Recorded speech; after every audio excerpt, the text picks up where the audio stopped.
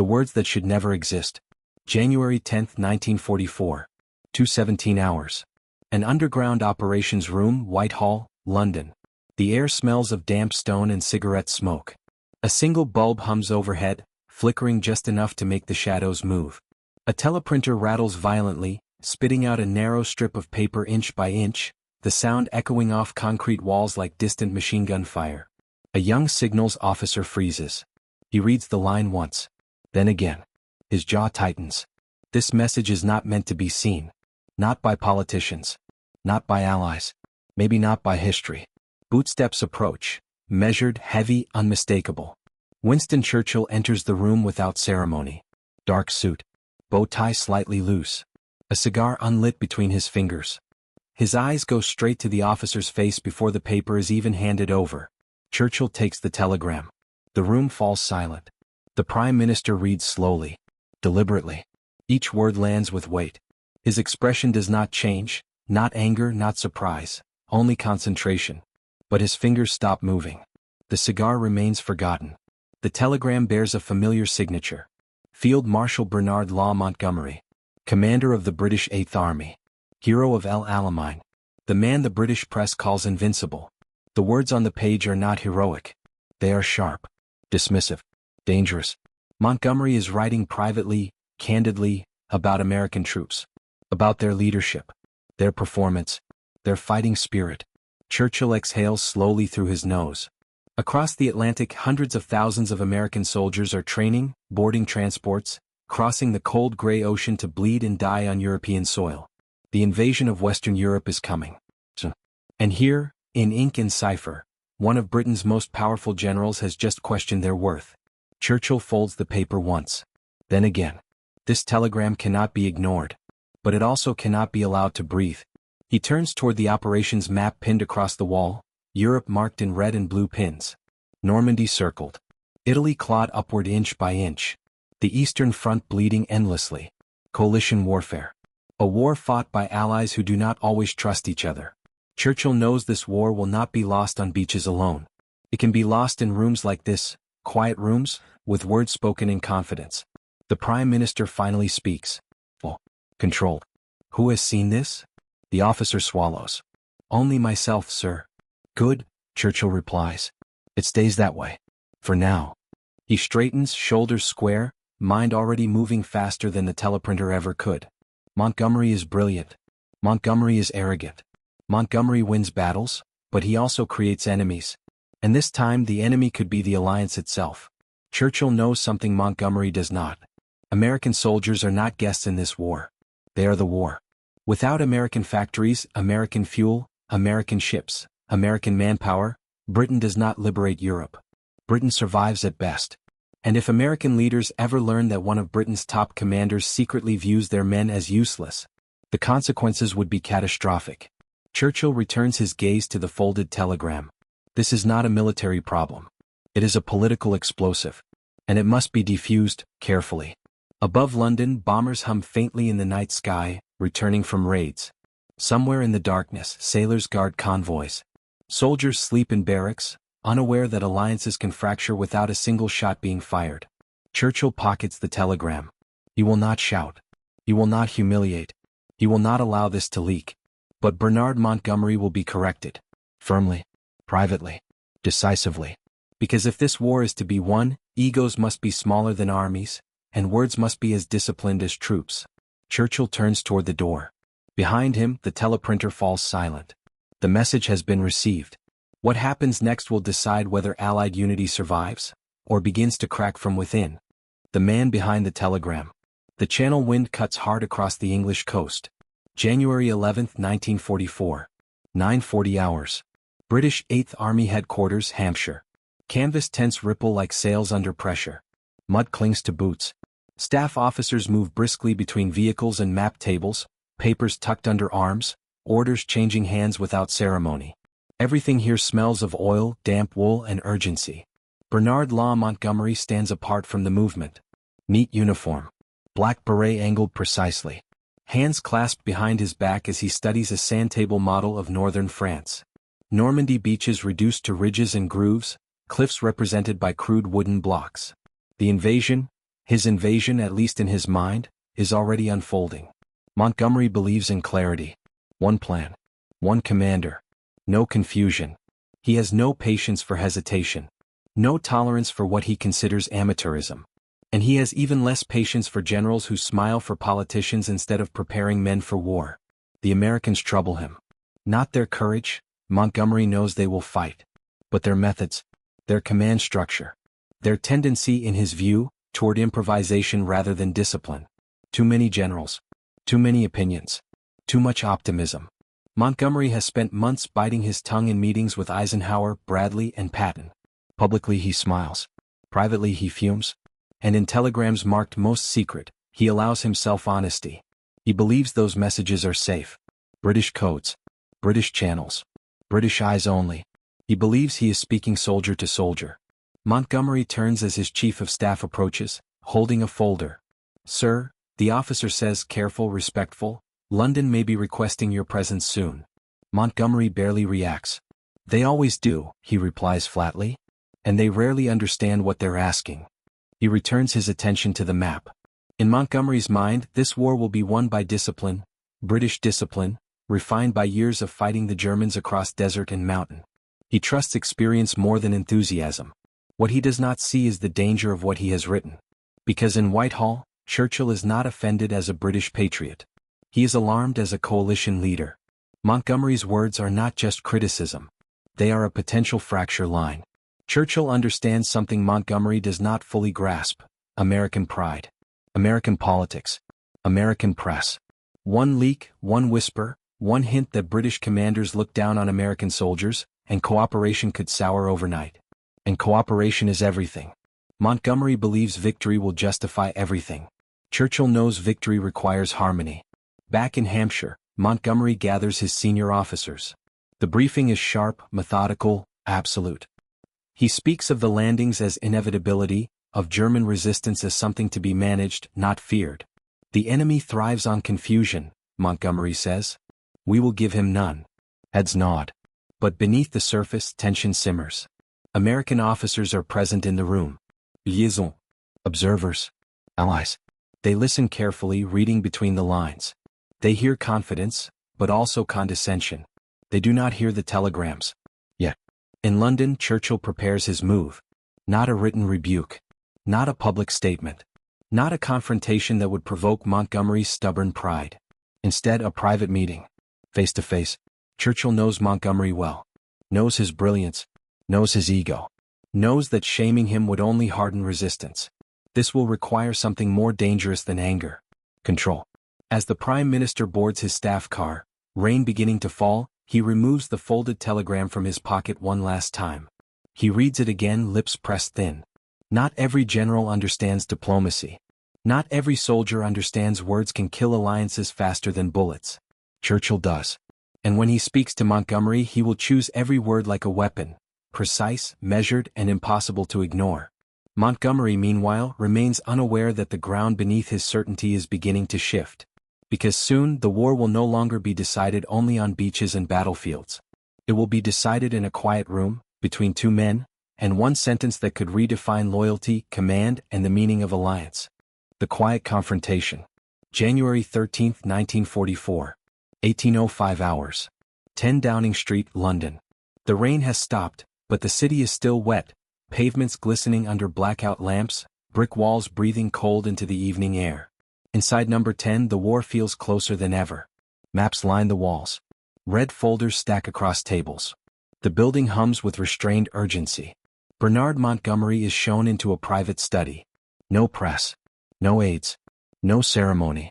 Just Winston Churchill, standing by the fireplace, the telegram folded neatly in his hand. Montgomery salutes. Churchill nods, not warmly, not coldly. Simply acknowledging the moment. For a heartbeat, neither man speaks. Churchill gestures to a chair. Montgomery sits, posture rigid, chin lifted. He senses something is wrong, but not yet what. Churchill finally turns from the fire. "Bernard," he begins, voice calm, almost conversational, "I've read your recent communications." Montgomery's eyes narrow slightly. "Which communications, Prime Minister?" Churchill does not answer immediately. He walks to the desk, places the folded paper down, and smooths it flat with his palm. He does not read from it. He does not quote it. He lets its presence speak. Your assessment of our American allies, Churchill says slowly, is forthright. Montgomery stiffens. He is not used to being questioned. Not by politicians. Not after El Alamein. Not when he believes himself right. They are brave men, Montgomery replies carefully. But bravery alone does not win wars. Discipline does. Experience does. Churchill listens. This is not an interrogation. This is a test. The Americans are new to this type of war, Montgomery continues. They will learn. But we cannot pretend deficiencies do not exist. Churchill exhales. Bernard, he says, no one is asking you to pretend. He leans forward slightly. I am asking you to understand. Montgomery meets his gaze. Churchill's voice hardens, not with anger but with gravity. This war will be won by Americans and Britons standing shoulder to shoulder. Not by one judging the other. He pauses. You may believe your words were private, Churchill continues. But there are no truly private words in a war of this scale. Montgomery's jaw tightens. I was speaking honestly, he says. And honesty, Churchill replies, is not the same as wisdom. Silence fills the room. Churchill steps closer now, not towering but firm. American soldiers are crossing an ocean to die in fields they cannot pronounce, he says quietly. Their factories arm us. Their ships feed us. Their sons will bleed beside ours. He lets that sink in. If they ever believe they are viewed as expendable, as inferior, then this alliance weakens. Montgomery opens his mouth to respond. Churchill raises a hand. This is not a question of military doctrine, he says. It is a question of survival. Montgomery finally understands. Not fully, not emotionally, but strategically. Churchill is not defending American pride. He is defending the alliance. The Prime Minister's tone softens. You are one of our finest commanders, he says. But coalition war demands something different than command by certainty alone. He taps the telegram. These words cannot be repeated. Not now. Not ever. Montgomery nods once. Sure. Controlled. I see, he says. Churchill studies him. Do you? He asks. Another silence. Outside, a distant siren wails. Not an air raid, just a test. But the sound reminds them both that the enemy waits for no one. Churchill straightens. You will work with the Americans, he says. You will respect them. And in public, in private, in writing, you will speak as if Allied unity depends on it. Because it does. Montgomery rises. Yes, Prime Minister. It is not an apology. It is not surrender. It is acknowledgement. Churchill watches him go. The door closes softly. The crisis is not resolved, merely contained. Churchill knows Montgomery will not change overnight. Pride does not evaporate in a single conversation. But the line has been drawn.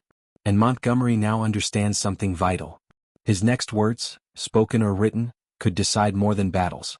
They could decide the future of the alliance itself.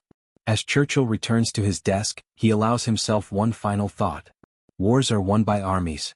But alliances are held together by restraint. And the most dangerous battles are often the ones no one ever sees. Across the Atlantic. January 17, 1944. 6:30 hours. The White House, Washington, D.C. Morning light filters through tall windows, pale and winter cold. Snow clings to the edges of the lawn outside. Inside, the Oval Office is already awake. Papers lie stacked in careful disorder. Coffee cools untouched. President Franklin D. Roosevelt listens. An aide stands a few steps away, voice low, measured, choosing words carefully. This is not a briefing meant to alarm, but it must inform. Across the Atlantic, conversations are shifting. Roosevelt's face reveals little. The cigarette holder rests at a familiar angle between his fingers. He asks no questions at first. He does not interrupt. He absorbs. Allies talk to each other constantly in wartime. Most of it is harmless. Some of it is necessary friction. But there are moments when tone matters as much as content. Roosevelt understands tone. He understands pride too, American pride, forged in isolation, sharpened by Pearl Harbor, fueled now by an army of citizens in uniform who believe they are fighting not as auxiliaries but as equals. The aide finishes. Roosevelt nods once. Thank you, he says. The door closes. He wheels closer to the window and looks out over the lawn. Somewhere beyond the Potomac, training camps stretch across fields and forests. Men rise before dawn. They drill. They curse the cold. They write letters home. They believe in the cause, and in their commanders. Roosevelt knows Eisenhower believes in them. He also knows Eisenhower walks a narrow line, balancing British experience, American ambition, and his own authority as Supreme Allied Commander. And Bernard Montgomery? Roosevelt has read the reports. Brilliant, difficult, unyielding. Roosevelt does not need details of any telegram to understand the risk. He has led coalitions before, political ones. He knows how easily confidence can be bruised, how quickly resentment can take root. Later that day, a message crosses the Atlantic. Measured, neutral, respectful. It does not accuse. It does not threaten. It simply reinforces a truth. The war in Europe will be fought as a partnership, and that partnership must be visible, genuine, and unbreakable. In England, Dwight D. Eisenhower reads the message carefully. Supreme Headquarters Allied Expeditionary Force, SAGF. The room is filled with the quiet noise of planning, pencils scratching, maps shifting, officers conferring in hushed tones. Eisenhower leans back in his chair, eyes thoughtful. He has heard whispers. Nothing specific. Nothing actionable. But in war, whispers often travel faster than orders. Eisenhower respects Montgomery's abilities. He also understands Montgomery's personality. He knows when to push, when to step back, when to remind rather than confront. This is one of those moments. Eisenhower drafts a note, short, professional, unremarkable to anyone else. But Montgomery will read between the lines. It speaks of unity, of mutual respect, of the necessity of confidence across national lines. It never mentions telegrams. It never needs to. Meanwhile, American divisions continue arriving in Britain. Troopships dock. Equipment rolls off ramps. New accents fill pubs and streets. British civilians watch with curiosity, sometimes admiration, sometimes skepticism. The Americans are loud, optimistic, certain. They have not yet seen Normandy. They have not yet seen hedgerows choke tanks and fields erupt under artillery. They do not yet know what veteran British troops have learned the hard way. And yet they will learn. They always do. In his headquarters, Montgomery receives Eisenhower's note. He reads it twice. The words are polite, carefully chosen, almost bland. But Montgomery understands subtext as well as terrain. He folds the paper. For the first time in weeks, he does not return immediately to his maps. He walks outside. Cold air bites at his face. The sky is low and gray. Vehicles move steadily along the road, jeeps, trucks, armored cars, all bearing Allied markings. Allied. Montgomery watches an American convoy pass. Young faces beneath steel helmets. Some grin. Some stare ahead, serious. None look useless. He does not smile. But something shifts. Back in London, Churchill reads reports late into the night. The machinery of alliance grinds on, strained, imperfect but intact. He knows the danger has not vanished. He also knows it has been acknowledged. That, in politics and war, is often enough. Still, the true test lies ahead. Not in telegrams. Not in meetings. But on the beaches of France. When the first ramps drop. When the first bullets snap overhead. When British and American soldiers must trust each other with their lives. Words spoken in secret will matter then, even if no one remembers them. Because trust, once questioned, must be proven again. And soon, very soon, the alliance will face its greatest trial, not in private rooms but under open fire. The test of fire. June 6, 1944. 5:42 hours. English Channel approaching Normandy. The sea is rough. Gray waves slam against steel hulls, spraying cold water over tightly packed soldiers who grip rifles and vomit quietly over the sides of landing craft. Engines growl. Metal rattles. Somewhere in the darkness ahead, France waits. No speeches. No telegrams. No politics. Only fear. American troops huddle shoulder to shoulder, faces pale, jaws clenched, hands slick with sweat despite the cold. Many are barely out of training. Some have never fired their weapons in anger. All of them know this moment cannot be rehearsed again. British vessels move alongside them. Royal Navy crews shout commands through wind and engine noise. Signal lamps blink. Flags snap. The alliance is no longer an idea. It is physical. On a destroyer further back, Winston Churchill does not watch, but he knows. He has read the reports. He has approved the plans. Somewhere between Portsmouth and Normandy, the weight of every private conversation presses down on this moment. Churchill's words to Montgomery echo now, even if no one hears them. Unity matters more than pride. At Omaha Beach, the first ramps drop. Chaos explodes. Machine gun fire rips across the surf.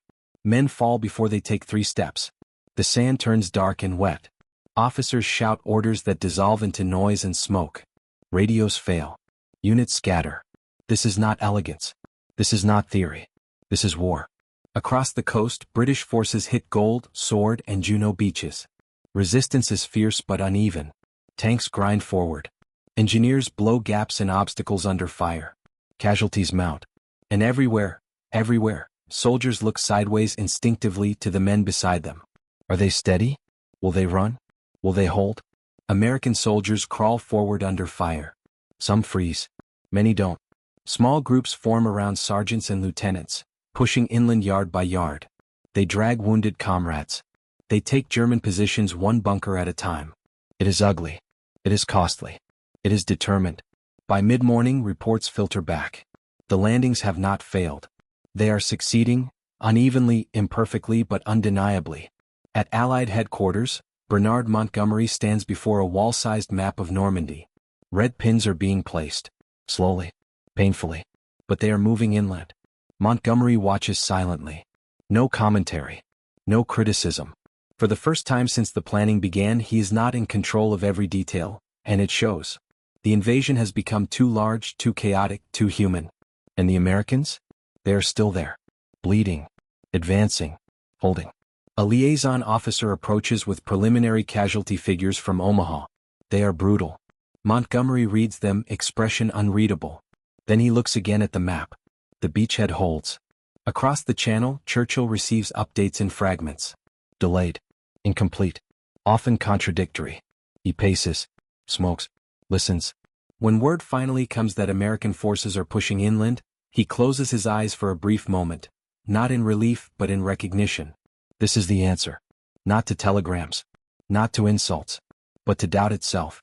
By nightfall, Allied forces hold a fragile foothold in France. The cost is staggering. The gains are narrow. But the impossible has become irreversible. In the days that follow, British and American units fight side by side through hedgerows and villages. Coordination is messy. Arguments flare. Orders conflict. But the advance continues.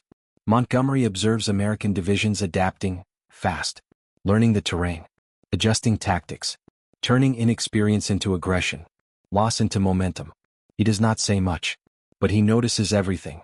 In a field headquarters days later, Montgomery addresses senior officers. His words are careful, measured. We move forward together, he says. There will be no separate victories. It is not praise, but it is recognition.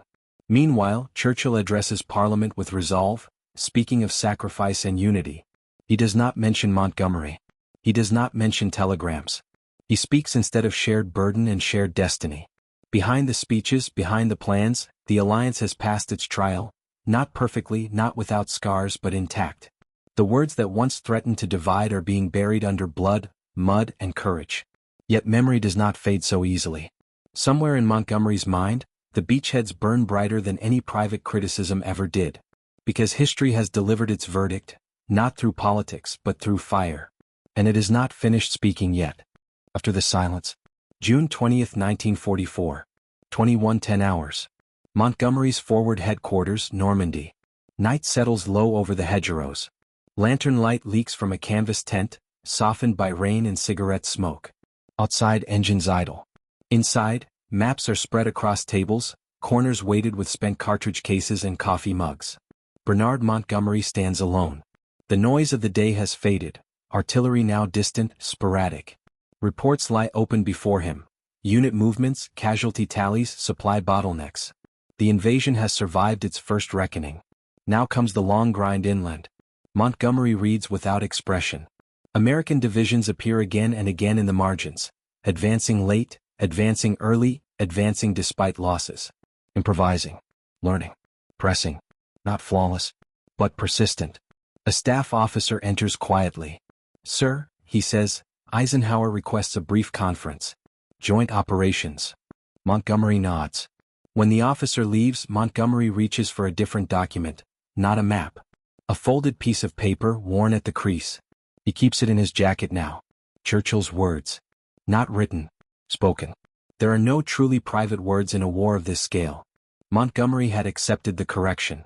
He had not embraced it. Until now. The battlefield has done what no argument could. It has answered the question. Later that night, in a converted farmhouse miles away, Dwight D. Eisenhower waits at a table lit by a single bulb. The room smells of damp plaster and ink. He studies a map, pencil resting between his fingers, when Montgomery enters. No salutes. No formality. 2 commanders. 1 war. They speak of routes and objectives, of armor and air support. Of the hedgerows choking momentum. Of German reserves moving west. It is professional. Efficient. Then Eisenhower pauses. "Bernard," he says evenly, "your assessment of Omaha?"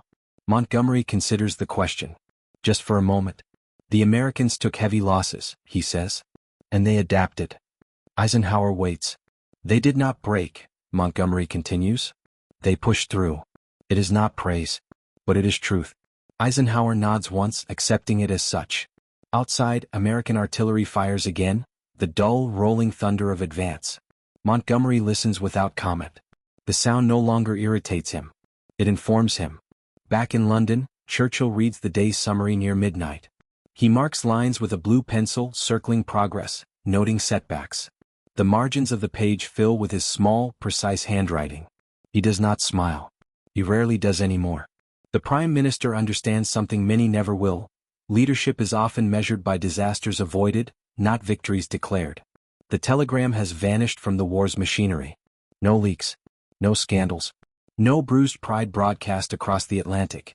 The alliance has survived its most delicate test. Churchill pours a drink but barely touches it. He knows Montgomery will never be easy. He also knows something else now. Montgomery has seen. Weeks pass. Normandy becomes a battlefield of attrition.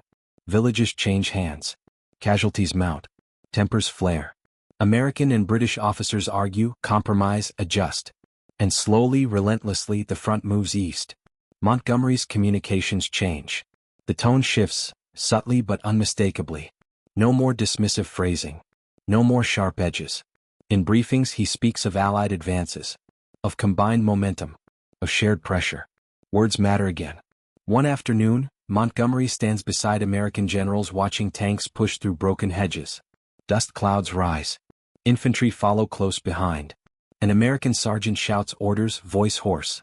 His men move fast, alert, confident. Montgomery watches. For a moment, the past intrudes. Desert victories, old certainties, private judgments. Then the moment passes. The war does not allow nostalgia. That evening, Montgomery drafts a message. It is short, direct, professional. It praises cooperation. Notes adaptability. Commends coordination. It is addressed not to London, but to Eisenhower. Montgomery reads it once. Then sends it. Across the Channel, across the Atlantic, the message lands quietly, unnoticed by newspapers, ignored by history books. But alliances are not maintained by headlines. They are maintained by acts like this. Churchill hears of it days later. Not officially. Not formally. Just a passing mention in a report. He sets the paper down. And for the first time in weeks he allows himself a thin smile. Not of triumph. Of relief. Because he knows something that soldiers often learn last. Wars end. Words endure. What Montgomery wrote once nearly cost the Allies their unity. What he chooses to write now helps preserve it. And as Allied armies break out of Normandy and race toward Paris, one truth becomes unavoidable. Victory is no longer a question of who leads. It is a question of who stands together.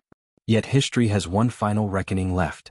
Because after the war, when guns fall silent and secrets surface, those words once hidden will return. And when they do, the world will ask, what did Churchill really say, and why did it matter so much? The Hidden Lesson. August 2, 1944. 14:15 hours. London, Cabinet War Rooms. The air is heavy with heat, the smell of coal smoke lingering. Maps cover every surface, dotted with colored pins, routes traced in pencil and ink. Officers scurry back and forth, teleprinters click, and in the background the hum of generators fills the underground chambers. The war never stops here, even when victory seems close. Churchill leans over a large map, his cigar unlit but ready. A junior aide approaches, holding a file marked secret, and quietly lays it before him. He does not speak. He knows better. He waits. Churchill picks it up, thumbs through the pages. Among reports and diagrams, one document catches his eye, a copy of Montgomery's now famous telegrams. The words he read months ago, sharp, dismissive, dangerous, stare back from the paper. He does not flinch. Not anymore. The Prime Minister understands the paradox of leadership.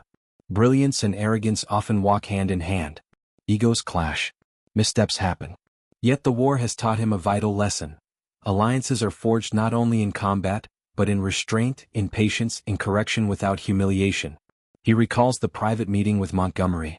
The calm confrontation, the words measured and deliberate. That one conversation, unrecorded, uncelebrated, had preserved the alliance when it was most fragile. Churchill had steered a ship through treacherous waters, not with guns but with diplomacy and foresight. Across the room, officers discussed the upcoming push into northern France. Map shift. Reports are filed. Troop movements plotted. Strategy unfolds in real time. Every decision depends on cooperation. British, American, Canadian, Free French, each contingent critical. And yet, the memory of that small, secret exchange lingers in Churchill's mind. He knows that history often remembers battles, not the subtle interventions behind them. But he also knows that without those interventions, battles can be lost before they are even fought. Montgomery's arrogance had been a threat. His subsequent restraint, a lesson learned through fire, had strengthened the coalition. Churchill reflects on how leadership is as much about reading character, foreseeing consequence, and choosing restraint over pride as it is about directing armies. The war continues. Yet in that moment, beneath the din of reports and urgent communications, a quiet truth crystallizes. Great generals win battles. But great leaders preserve the bonds that make victory possible. Churchill sets the telegram aside. He does not need to write a memo, send a directive, or issue a statement. The lesson has already been delivered. The alliance endures. The armies march forward together. And in the quiet, as the underground hums and the city above thrives under blackout skies, Churchill allows himself a rare, private reflection. Words can wound as surely as shells. They can divide allies, erode trust, and threaten victory. But they can also be tamed, guided, corrected, harnessed. History may never see the secret conversation. But those who lived through it, and those who survived because of it, have felt its weight. Montgomery, meanwhile, continues to write reports. They are less sharp now, more measured. Subtle acknowledgement replaces dismissal. Every word reflects a soldier learning that discretion, respect, and restraint are just as important as artillery and strategy. Churchill, alone for a moment, taps the telegram folder lightly. Sometimes he thinks the war is fought on paper as much as on sand and steel. And the cost of careless words? Higher than anyone dares imagine. The enduring echo. May 8, 1945. 15:30 hours. London, Buckingham Palace. Victory in Europe. The streets swell with cheering crowds. Union Jacks flutter alongside stars and stripes. Soldiers march, civilians sing, church bells chime. Smoke from celebratory fires drifts into the sky, mixing with the memory of years of fire, blood, and sacrifice. Inside Buckingham Palace, Winston Churchill surveys the celebrations from a balcony. The war is over, for now. But in his mind, battles remain. Not all of them fought with guns, not all of them visible to the public. One memory returns, clear and precise. The telegram. The words from Montgomery. Sharp, reckless, private. The words that could have shattered alliances before the first soldier set foot on Normandy soil. Churchill recalls his measured response. The private confrontation that tamed egos without humiliation. The diplomacy behind the storm. The insistence that pride never outweigh the necessity of cooperation. In that quiet exchange, the war's fragile backbone had been preserved. He thinks of Montgomery now, the brilliant, arrogant general who learned the hard way that words carry as much weight as strategy. That private lesson became public consequence. By the beaches of Normandy, under artillery fire and in the chaos of hedgerows, American and British soldiers fought side by side, proving that alliances survive only when trust is enforced, not demanded. Montgomery's later reports reflect the change. Subtle, professional, respectful. A recognition that victory depends not just on individual brilliance, but on collective effort, mutual respect, and above all, unity. History will remember battles, invasions, and victories. Churchill's private confrontation with Montgomery will not feature in textbooks or headlines. Yet it mattered just as much. It prevented a fracture at the highest level, safeguarded the trust of millions of soldiers, and ensured the combined strength of Allied forces remained unbroken. Churchill exhales, watching soldiers pass in the streets below. Smoke curls from the celebratory fires, carrying with it the memory of sacrifice, tension, and resolution. He knows the danger of words, the fragility of alliances, and the unseen labor of leadership. In private he allows a small smile. The war has tested everything: strategy, courage, endurance, and diplomacy. And in that hidden corner, a minor telegram, a stern conversation, a lesson in restraint, it had saved more than pride. It had preserved victory itself. The lessons linger. Alliances are delicate. Leadership is often invisible. And sometimes the most decisive battles are fought not with tanks, planes, or guns, but with measured words, foresight, and the courage to correct even the most brilliant ego. As the crowds below cheer and the bells toll, Churchill steps back from the balcony. He knows history will forget many things. But he also knows that in the shadows of victory, in the quiet corners of command, small acts of wisdom can shape the fate of nations. The war is over. The alliance endures. And the words that could have destroyed it have instead become a testament to leadership, restraint, and vision.